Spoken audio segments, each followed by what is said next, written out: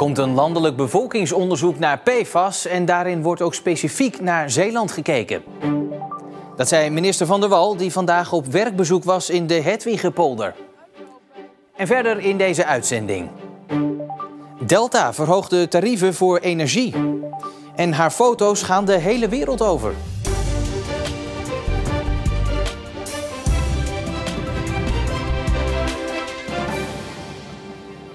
Goedenavond. Vanuit veel Zeeuwse monden klonk al langere tijd de roep om een bevolkingsonderzoek naar PFAS. En vandaag, tijdens een werkbezoek aan de Hedwigepolder, vertelde minister Christiane Van der Wal dat zo'n onderzoek er ook nu daadwerkelijk komt. Minister Van der Wal voor Natuur en Stikstof kwam polshoogte nemen in de Hedwigepolder, waar de laatste tijd weer veel over te doen is.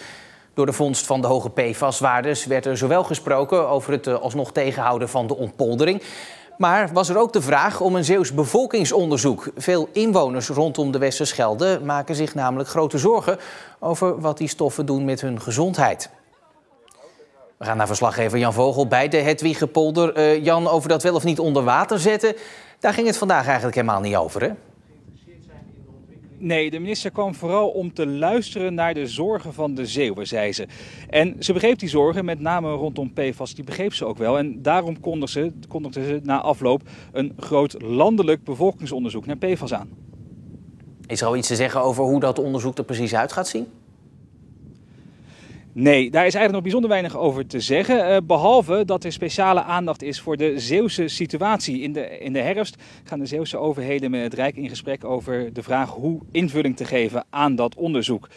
Toen de GGD een paar maanden geleden een negatief advies gaf voor een Zeeuws bevolkingsonderzoek, zeiden zij daar wel bij dat hen een goed idee leek om zo'n landelijk bevolkingsonderzoek naar PFAS te houden, omdat de PFAS-concentraties in heel Nederland te hoog zijn.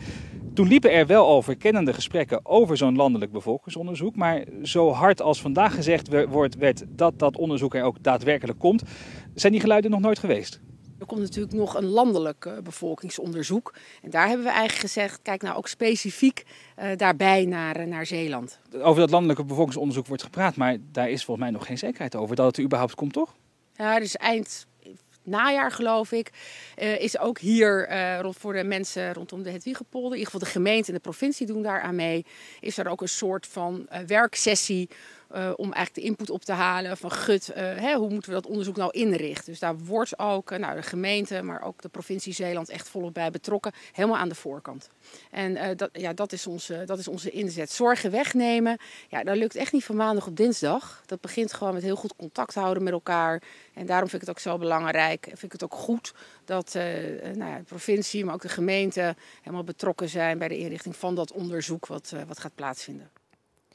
Jan, ze zei dit natuurlijk tijdens haar bezoek aan de Hedwigepolder. Eigenlijk natuurlijk omdat het gaat over het wel of niet onder water zetten. Zei ze daar nog wat over? Nou, dat onder water zetten, dat gaat gewoon door. Voor de zomer heeft de Tweede Kamer tot 2 keer toe met ruime meerderheid een motie aangenomen om ontpoldering voorlopig uit te stellen, totdat zeker is dat er geen negatieve effecten zijn voor een gezonde leefomgeving. Ja, die moties, dat had ze al aangekondigd, die legt ze naast zich neer. Omdat het besluit van haar voldoende onderbouwd is, zegt zij. En dat vindt niet alleen zij, dat heeft ook de Raad van State gezegd. En daarnaast is er een praktische oorzaak. De Belgen hebben aan hun kant van de grens de dijk al zo ver afgegraven dat er komend stormseizoen sowieso Westerscheldewater de polder instroomt. Ja, dan kan net zo goed ook de Zeeuwse dijk door, want dan stroomt in ieder geval gecontroleerd water de polder in en niet ongecontroleerd.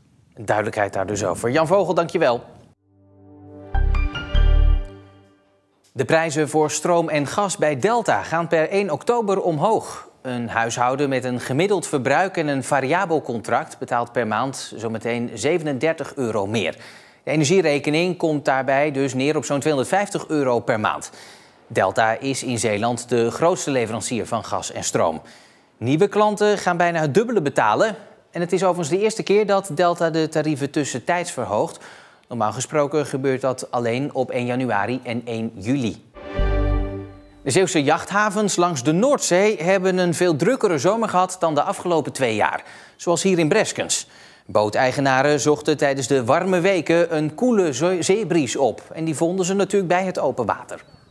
De Engelsen komen ook weer een beetje terug. De Belgen die mogen ook weer de grens over zonder probleem. Maar de havens landinwaarts hebben juist een veel rustigere zomer gehad, zoals hier in Middelburg. Tijdens de coronajaren lagen de boten hier 5 rijen dik. Dit jaar is er nog voldoende plek. Dat is waarschijnlijk gewoon door het warme weer en dat mensen toch liever op het Vissermeer of open water willen blijven hangen. Mocht het nou slecht weer zijn geworden, dan stroomt onze haven vol. In totaal zijn in de haven van Middelburg zo'n 20% minder boten geweest. De gemiddelde WOZ-waarde van een woning in Zeeland is het afgelopen jaar met €20.000 toegenomen. Dat meldt het Centraal Bureau voor de Statistiek. Op 1 januari van dit jaar bedroeg de gemiddelde WOZ-waarde €248.000. Zeeland staat daarmee landelijk gezien op de 10e plaats. Alleen Limburg, Friesland en Groningen, daar zijn de gemiddelde WOZ-waardes nog lager. Dan gaan we jou even insnoeren. Ja. Ze hebben er zin in. 80 mensen met een beperking maakten vanmiddag kennis met de motorsport tijdens de Special Day in Westdorpen. Ik denk dat het super snel gaat en dat het ook super leuk is om in rond te rijden. Om te crossen natuurlijk, hè. En het zal maar zijn. En om te springen. Veel gesprongen werd er natuurlijk niet. Er werd op een verantwoorde manier gecrossed en dat betekent stapvoets. Ze kregen daarbij begeleiding van professionals en dat was kicken. Lekker op het vuistpaal, lekker genieten, hè? Dat ik heel veel pret had en dat ik het super leuk vond om erin te zitten. Aan het einde van de dag waren er dan ook geen winnaars of verliezers. Iedereen kreeg een goed gevulde goodiebag mee naar huis. Na 2 coronajaren waarin het evenement niet door kon gaan, kon dat vandaag dus weer wel voor de 19e keer. Shanna Miras dan uit Wemeldingen. Die poseerde als 6-jarig meisje in Beverlandse dracht. En niet zonder gevolgen, want de foto's staan tot op de dag van vandaag op vele ansichtkaarten en souvenirs. Speciaal voor Omroep Zeeland haalde ze samen met haar moeder de spullen weer tevoorschijn. Dat is traditie bij ons in de familie. Omdat we eigenlijk klederdracht hebben nog in de familie van een meisje. Jongens hebben pech, want dat hebben we niet. Dus de dochters die gaan op de foto in klederdracht. En ja, zo ook Shanna. En ja, ik hield van fotograferen, hou ik nog steeds van. En ik heb zelf die foto's gemaakt. En een heel mooi boek van gemaakt. Ja, hier bijvoorbeeld. Nergens binder mooier misjes, meer mus van fine kant dan bij ons in het Zeeuwse land. En dit is dus ja, die klederdracht die op de ansichtkaarten staat. En ineens schoot mij te binnen van ja, mijn oma heeft op een ansichtkaart gestaan met dezelfde kleertjes aan en een echte ansichtkaart. Dus ik dacht, nou, dat is misschien ook wel een leuke verrassing voor oma. Dus ik ben gaan kijken van, nou, wie is zo'n uitgever van die kaarten. En die heb ik benaderd. En van, ja, ik heb best wel leuke foto's van een Zeeuws meisje. Kunnen jullie daar wat mee? Dus ja, stuur maar op. Dus dat heb ik gedaan. En ja, binnen no time zat ze inderdaad op verschillende ansichtkaarten. Maar ja, uiteindelijk ook wel meer dan ansichtkaarten. Dus daar heb ik achteraf geen invloed op gehad. Even kijken, waar ben je? Hier. En een klok. Dan sta ik aan deze kant. De winegums. Ja. En een puzzel, dus je kan me ook puzzelen. Dan sta ik erop. Ik vond het eigenlijk wel hartstikke grappig. Ik vond het juist wel leuk dat ik dan in de stad liep. En dan ineens, dan keek ik even tussen die ansichtkaarten. En dan, hey, ik heb hem weer gevonden. Ik maakte er eigenlijk een beetje een soort sport van om mezelf te zoeken. Ja, iedereen was altijd zo enthousiast over. Dus ik vond het eigenlijk helemaal niet zo heel erg. Maar nu ben je inmiddels 19. Ja. Hè, en zo goed als volwassen. En wat vind je er nu van? Ja, ik vind het nog steeds leuk. Ja, ik vind het nog steeds leuk. En ja, zoals mama zegt, het is natuurlijk een traditie. En ja, ik had nooit verwacht hoor, dat het zo, zo groot werd. Dus dan vind ik het eigenlijk juist nog leuker dat ik mezelf nog als klein meisje in de winkel zie hangen. Terwijl ik inderdaad nu al helemaal volwassen ben. Dat is, ja, de tijd die vliegt zo voorbij. Dat is echt bizar eigenlijk. Ja. Word je nog wel eens herkend? Nee, echt vrij weinig. Ja, mensen die mij kennen, die zeggen wel eens van, hé, ik heb je nog eens gezien. Maar onbekende mensen, die herkennen me niet. Of tenminste, heb ik nog niet echt gehad eigenlijk.